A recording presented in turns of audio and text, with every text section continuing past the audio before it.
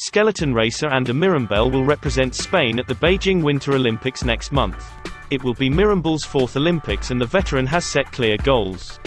Primero de todo, darlo todo, es decir, que no me quede nada de energía cuando llegue a la línea meta después de las bajadas. Segundo, intentar hacer uno de mis mejores resultados de siempre. Y tercero, que disfrute, pero sobre todo que la gente de España se sienta orgullosa de cómo he competido.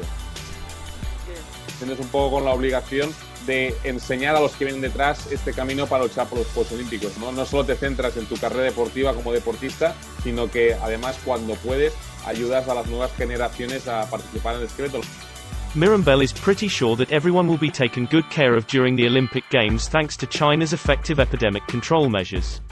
No tengo ninguna duda de que a nivel sanitario el gobierno chino, la organización, los voluntarios, toda la gente va a cuidar de nosotros y sobre todo de la gente de China, que eso es lo más importante.